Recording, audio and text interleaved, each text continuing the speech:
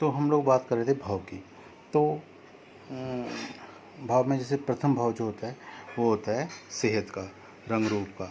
तो जातक का रंग रूप क्या होगा, जिसकी कर्ण कुंडली है उसका क्या सेहत रहेगी, कैसी सेहत रहेगी, और इसके बारे में, उसकी नेचर के बारे में हम लोग जानते हैं। दूसरा भाव में हम लोग लेते हैं धन संबंधी और कुटुंब संबंधी, बंदे का बैंक बैलेंस क्या रहेगा और उसका कुटुंब घर बार कैसा रहेगा। तीसरा भाव होता है बंधु का, नौकर चाकर का, बहन भाई का, छोटे बहन भाई का।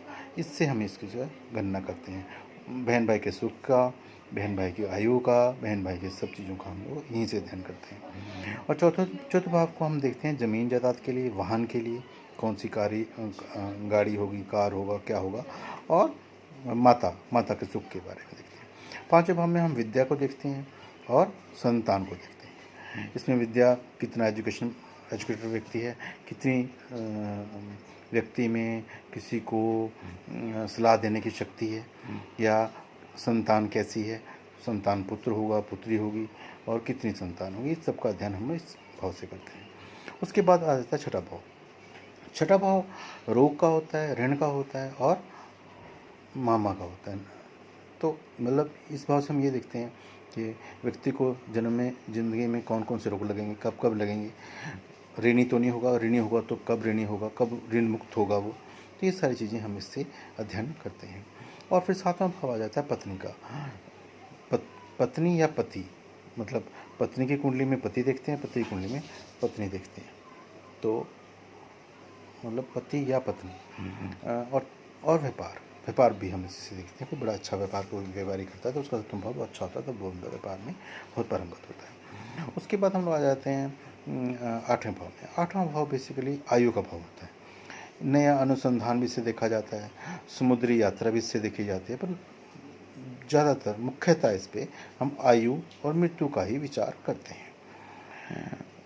मैंने आयु मृत्यु इसलिए बोला क्योंकि कुछ लोग इसको आयु का भाव बोलते हैं, कुछ लोग मृत्यु का बोलते हैं। बेसिकली आयु का ही भाव होता है, मतलब मृत्यु कैसे होगी, कब होगी, इसका भी हम इससे काफ़ी कुछ अंदाज़ा लगा लेते हैं।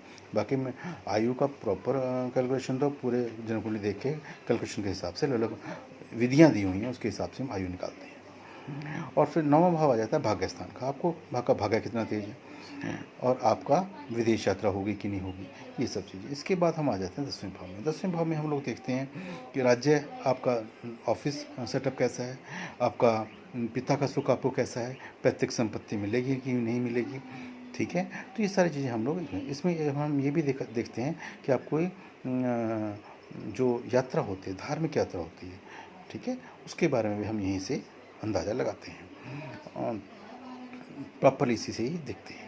उसके बाद हम लोग लाभ, 11वां भाव होता है लाभ का, किसी भी तरह के लाभ, धन लाभ, पत्नी लाभ, पुत्र लाभ, विद्या लाभ, हर तरह के लाभ का। जिस भी भाव का स्वामी लाभ भाव में आ जाता है उस चीज़ की प्राप्ति व्यक्ति को लाभ होता है। लास्ट में 12वां भाव होता है व्यय का। तो व्यय में व्यय होता है, जिस भी भाव का स्वामी, राशि का स्वामी 12वें भाव में आ जाएगा, वो उस चीज़ की, उसको चीज़ देरी से मिलेगी या वो चीज़ बहुत कम मिलेगी, उसकी कमी रहेगी। तो अब ये बेसिकली हम लोग मोटे मोटे भाव के बारे में हमने अभी बात करी। अब हम योगों के बारे में बात करेंगे और बाकी चीज़ों के बारे में बात करेंगे। अब मैं आपको सबसे पहले बेसिक नियम बता दूं। जहाँ जहाँ जिस भाव में शुभ ग्रह बैठते हैं उन भावों की वृद्धि होती है, उन भावों से शुभ फल मिलते हैं।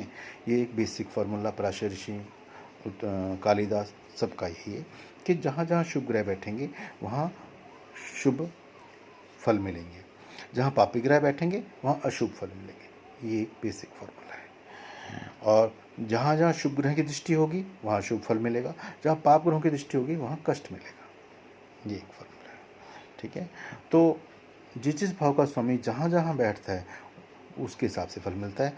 इसमें 3 भाव, छठा, 8वां और 12वां, इसको तिर्क भाव बोलते हैं।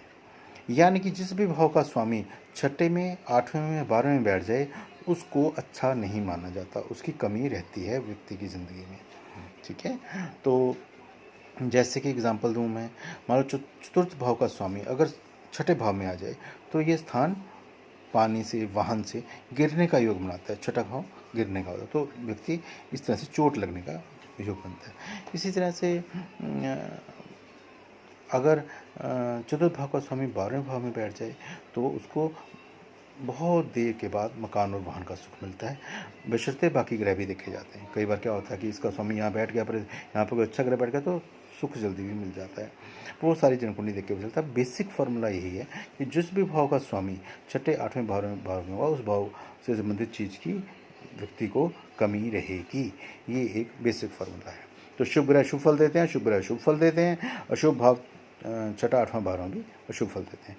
अब हम आ जाते हैं इन भावों के बारे में और डिटेल में जानने के लिए। तो पूरी कुंडली में 3 त्रिकोण होते हैं, एक प्रथम, एक पांचवा और एक नौवां। इन भावों के स्वामी जहाँ भी बैठते हैं उनकी वृद्धि होती है, और दूसरा और 12वें भाव का स्वामी जहाँ बैठता है वो उसका अपना फल नहीं होता, वो जहाँ बैठता है, जिस भाव में जिस ग्रहों के साथ बैठता है वैसा ही फल देता है। और तीसरा, छठा और 11वां ऋषभ राशि के हिसाब से ये तीनों भाव पाप फलदायी होते हैं। इसको मैं डिटेल में बाद में बताऊंगा आजकल के टाइम में ये कैसे पाप फलदायी है और कैसे शुभ फलदायी है। क्योंकि उस वक्त पैसे का इंपॉर्टेंस इतना नहीं हुआ करता था, सेहत को ही ज़्यादा मानते थे, इसलिए ये सेहत के लिए अच्छे नहीं होते। परंतु अगर लाभ भाव का स्वामी की दशा है, सेहत चाहे खराब है, पैसा खूब आता है, तो इसलिए आजकल के टाइम में तो पैसा लोग बहुत इंपॉर्टेंट समझते, इसलिए 11वें भाव की दशा ऐसा नहीं, मतलब अच्छा फल नहीं देगी, ऐसा नहीं। उसमें लिखा है शुभ फल नहीं देगी, शुभ फल सेहत के मामले में नहीं देगी, ये है इसका फल। और ये जो जब कोई भी राशि 2 केंद्रों के स्वामी बन जाता है, कोई ग्रह जिसकी 2 राशियां केंद्र में आ जाती हैं उसको केंद्राधिपत्य दोष लग जाता है। तो ये 4 केंद्र होते हैं, 1 4 7 10, और ये केंद्र और त्रिकोण दोनों होता है लगन का। सो 1 7 9 त्रिकोण होता है, 1 4 7 10 केंद्र होता है, और ये बताया मैंने 3 6 11 अशुभ भाव होते हैं, 6 8 12 तिर्क होता है, दूसरा और 12वां विप्रिय होता है, जहाँ पे बैठ जाएगा वहीं पे उस हिसाब से फल देगा। सो ये एक मोटा मोटा भाव देखने की स्थिति है। तो इसके बाद आगे हम बात करेंगे, फिर अब बात करेंगे हम लोग अलग अलग योगों की, ग्रहों की स्थितियों की, और ये बहुत लंबा टॉपिक है। उसके बाद हम लोग पर्टिकुलर एक लग्न को लेकर चलेंगे।